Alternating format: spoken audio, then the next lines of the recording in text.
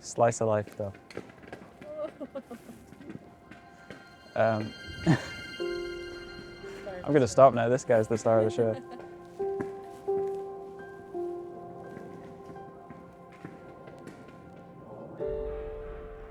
Very loud ball, eh?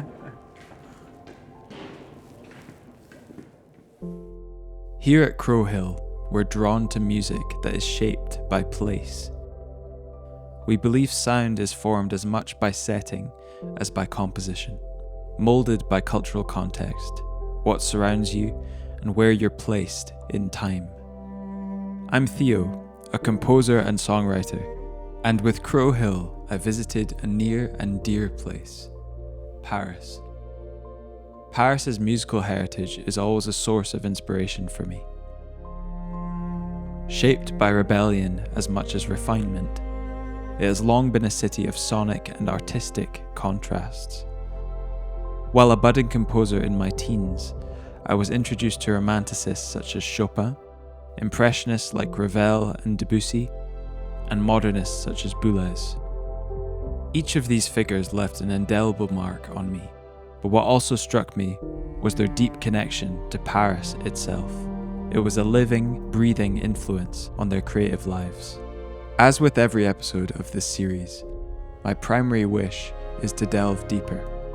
By exploring the composers themselves, I aim to understand why Paris held such a powerful appeal for artists whose styles and temperaments were so different and whose work stretched across generations. Welcome to Adventures in Sound.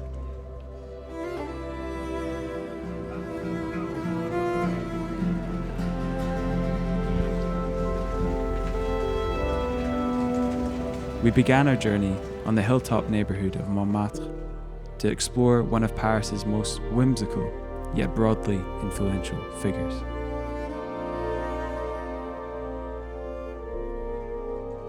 Here I am just off 6 Rue Courtauld, right in the heart of Montmartre. Over a century ago, this was home to one of music's most eccentric and quietly revolutionary figures, Erik Satie. Satie lived here from 1890 to 1898 during a period which many call his Bohemian Montmartre years. At this time, the neighbourhood was a hub of creativity. Loads of artists, poets, and cabaret performers flocked here for the cheap rent and to immerse themselves in the cultural scene. Satie fit right in. In fact, he worked just up the hill at the Chat Noir Cabaret, where he played piano and mingled with symbolist poets. But Satie was never quite like anyone else. He walked around in identical grey velvet suits, 7 of them, and carried a hammer in case he needed self-defense. He referred to himself as a gymnopédiste, which is a term he essentially invented. This period at Rue Courtauld is where Satie wrote some of his most famous pieces, including the Nocienne,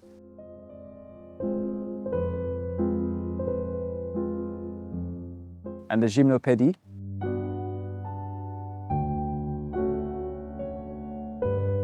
These works were radically simple in a time where classical music was drowning in heavy ornamentation. Satie stripped everything down to its essence, slow, spacious melodies suspended over simple harmonies. It's this quality, music that creates an atmosphere rather than demanding attention, that makes Satie one of the earliest pioneers of what we now call ambient music. Long before Brian Eno coined the term, Satie was imagining music that was more part of an environment than a spectacle. He coined a concept called furniture music, which is music that's meant to blend into the background and be a part of life rather than a performance. Brian Eno, credited with defining the modern ambient genre, explicitly cited Satie as a precursor. You can hear Satie's influence in the slow tempos, repeating patterns and structures of minimalist composers like Steve Reich and Philip Glass, as well as modern ambient composers like Aphex Twin and neoclassical composers such as Olafur Arnalds and Nils Frahm.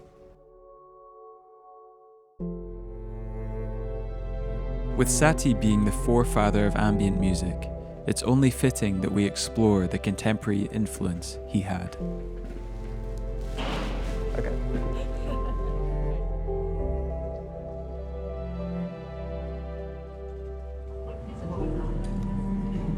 in Paris.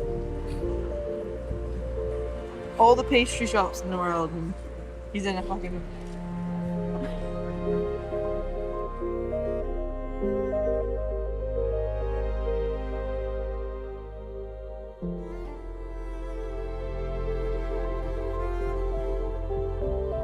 We're heading to Motto Books for a Patch Point pop-up. Patch Point is a part synth retailer, part hands-on playground, and part learning hub for electronic musicians. It is deeply rooted in experimentation and education, inviting visitors to actively engage with the gear they showcase. I can't help but notice the striking and unique instruments on Darren's table.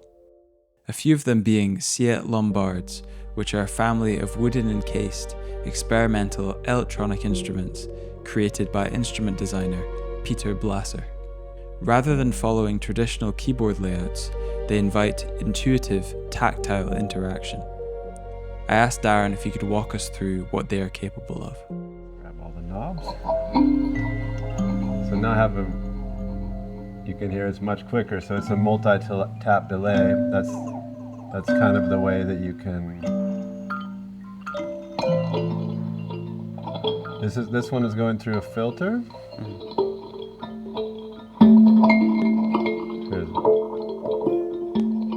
Which you can modulate, and you can do a lot of things. So I think the most interesting new development in the world of Siet Lombard is he started gold leafing the wood, and what that does is that acts as like an antenna. You can see when I...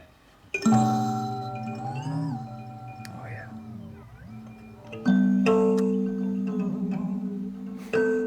You have this, he added these basically added these gestural controllers to the instrument, wow, which is super nice. And you can do those, like a very simple thing I really like to do is just put it into the reverse.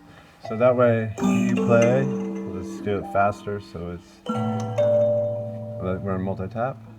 So we're on delay. Huh?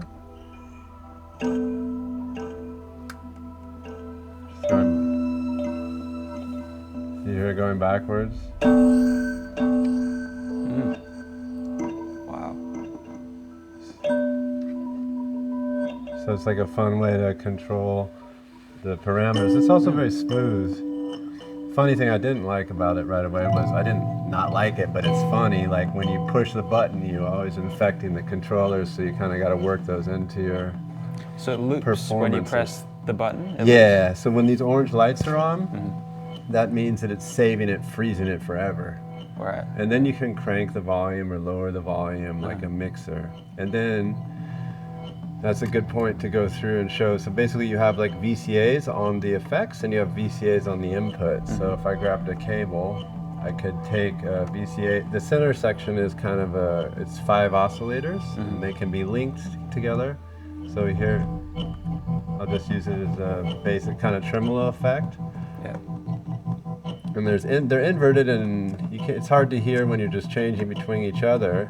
But if you took, for example, like sound on the other side, or let's freeze anything.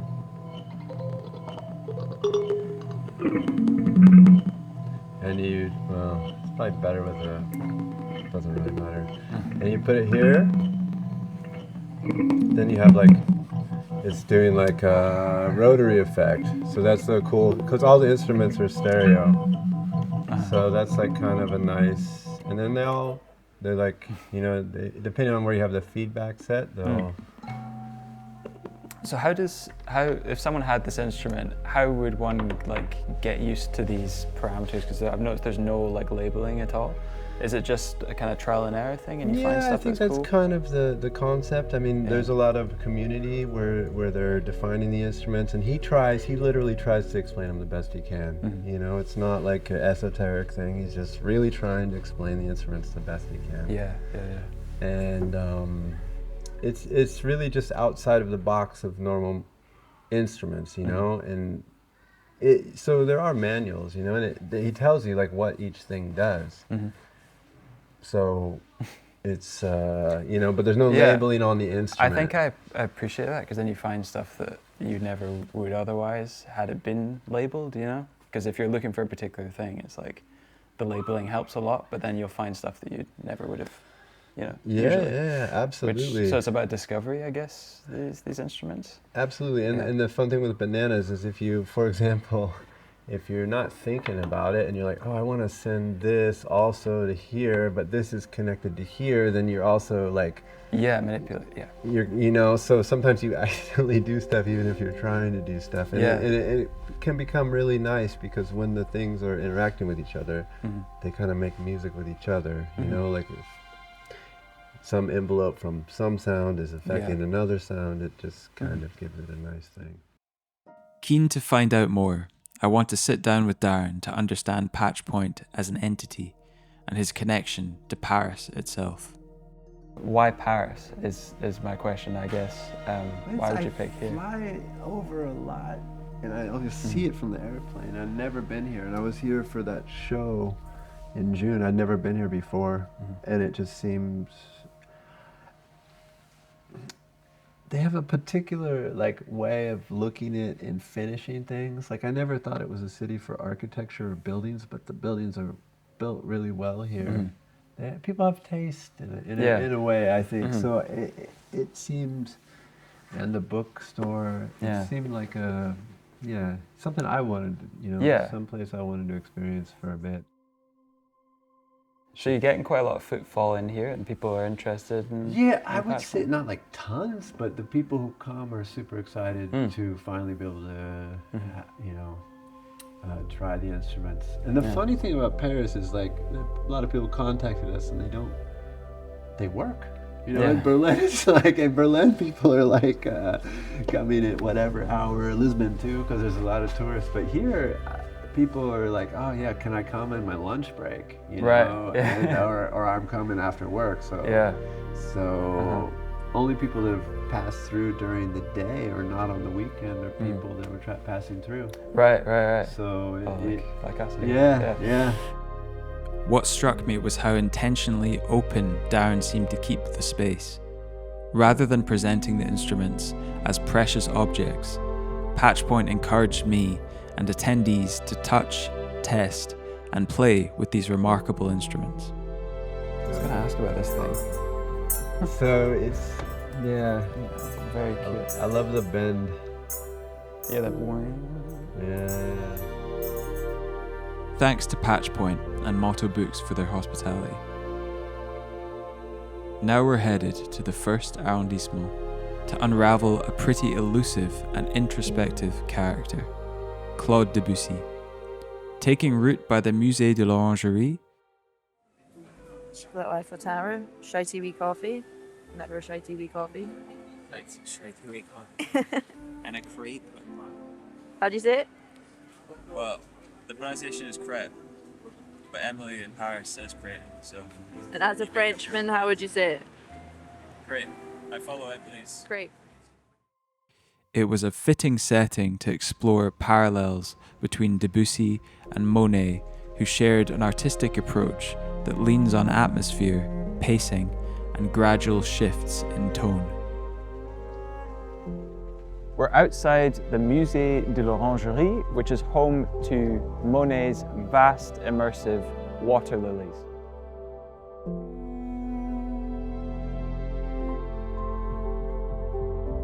This is a fitting backdrop to talk about how Impressionism didn't just change visual art, but also changed the possibilities of music as well. Claude Debussy became a cornerstone of the Impressionist movement, although he famously shunned the term. While Impressionist painters like Monet and Renoir were dissolving forms into a shimmering light, Debussy was doing the same with his music. Much like these paintings, Debussy's compositions are undeniably ethereal, and he incorporates a lot of close voicings into his compositions, with the melody becoming quite blurred with the harmony. Instead of following the stricter forms and harmonic rules of the Romantic era, Debussy favored more fluid structures, subtle colors and moods, and harmonies that seemed to float and not resolve in a conventional way. He disliked the dominance at the time of Germanic musical forms and once quipped that Beethoven's symphonies were too heavy to float.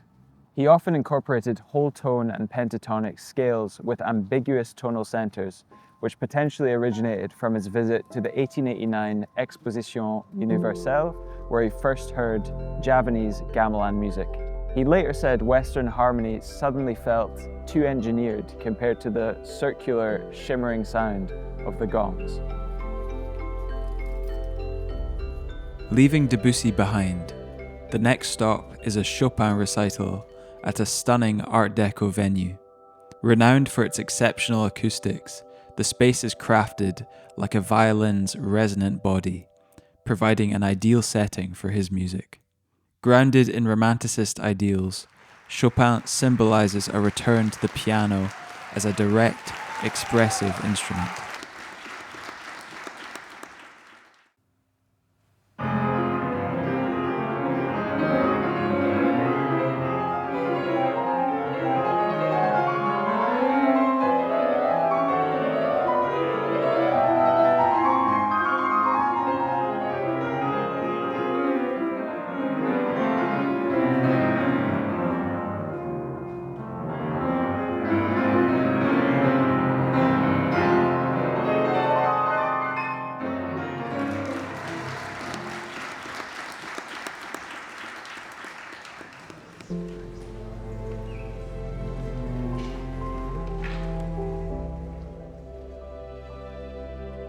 Leaving behind the intimacy of the Chopin recital, we're setting off to the Philharmonie de Paris, a space where modern design meets acoustic perfection.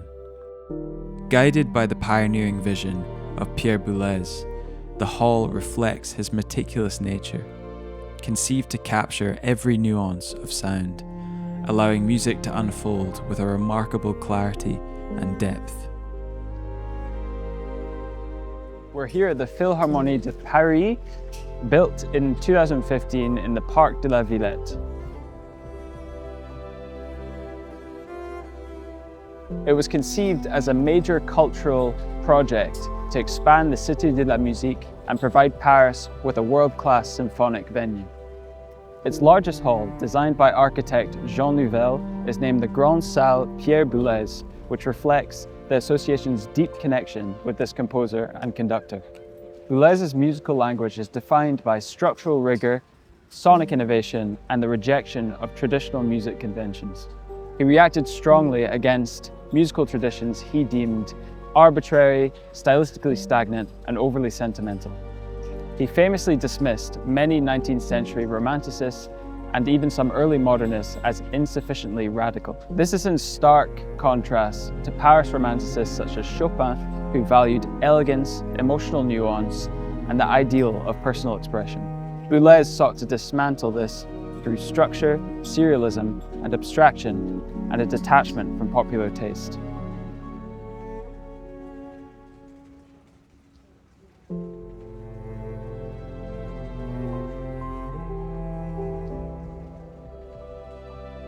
From Satie's quietude to Debussy's ethereal forms, Chopin's intimate romanticism to Boulez's architectural precision, Paris reveals itself as a city that thrives on contrast. It has shown me that a city and a creative life is richest when it embraces these polarities. It's got a flashbang, but still get down. Right. 3, 2. And that music does not thrive in perfect isolation, but through the embracing or subverting of attitudes that came before you. I've been to Paris many times, but never with this kind of focus. Experiencing the city through its eclectic musical figures and musical spaces gave familiar places a new depth, and it ended up meaning more to me than I expected.